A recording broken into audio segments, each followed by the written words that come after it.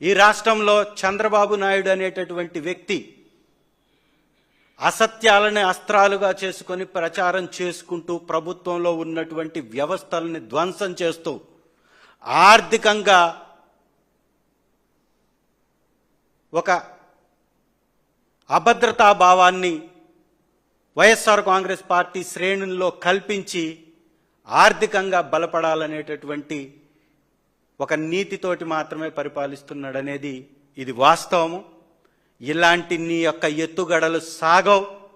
వైఎస్ఆర్సీపీ ఇప్పటికే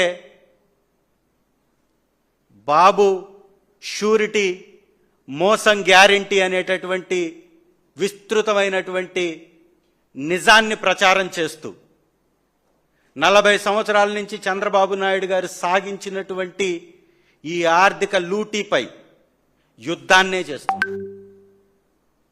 40 సంవత్సరాల చరిత్ర కలిగినటువంటి ఒక రాజకీయ నాయకుడు ఒక్క పథకాన్ని ఈ రోజు వరకు ప్రవేశపెట్టలేదు అంటే ఇతనా విజనరీ? ఇతనిదా దార్శనికత? రాష్ట్రం అప్పుల కుప్పగా మార్చేస్తూ పక్క రాష్ట్రం 12% గ్రోత్ను సాధిస్తే మైనస్ గ్రోత్లోకి తిరోగమనంలోకి తీసుకెళ్తున్నటువంటి ఈ వ్యక్తి సంపద సృష్టించేది.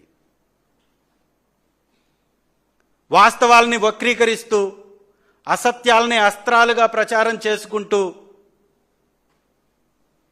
రానటువంటి వ్యవస్థల్ని వచ్చినట్టుగా చిత్రీకరిస్తూ ఎలాంటి సమర్థత లేనటువంటి కంపెనీలకి అడ్డగోలుగా భూముల్ని దోచిపెడుతూ ఏమన్నా మాట్లాడితే సంపద సృష్టి అనేటటువంటి వికృతమైనటువంటి ఎవరు నమ్మనటువంటి అసత్యాలను ప్రచారం చేసుకోవటం వారి యొక్క నీతిమాలిన పరిపాలనకి నిదర్శనం. కాబట్టి శ్రీ జగన్మోహన్ రెడ్డి గారు చెప్పినట్లుగా వైఎస్ఆర్ కాంగ్రెస్ పార్టీ తెలుగుదేశం యొక్క ఫెయిల్యూర్స్ని ఖచ్చితంగా ప్రచారం చేస్తుంది, ప్రజల్లోకి తీసుకెళ్తుంది. ఈ వ్యక్తి ఈ రోజుకి ఒక్కటంటే ఒక్క పథకం పేదల కోసం ప్రవేశపెట్టలేదనేటటువంటి నిజాన్ని ప్రజలకి తీసుకెళ్తుంది.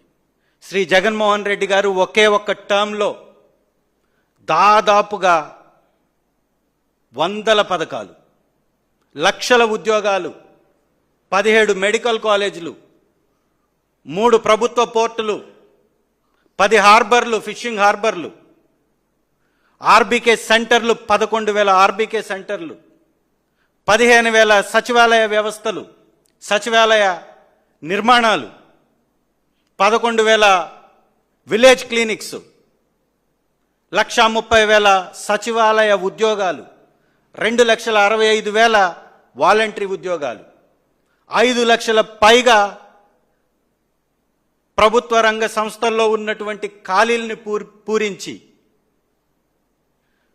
చిన్న బిడ్డ దగ్గర నుంచి, చంటి బిడ్డ దగ్గర నుంచి కాటికి వెళ్లే ముసలి వరకు ఆరోగ్య ఆసరాన్ని అందించినటువంటి దార్శనికుడు శ్రీ జగన్మోహన్ రెడ్డి గారు.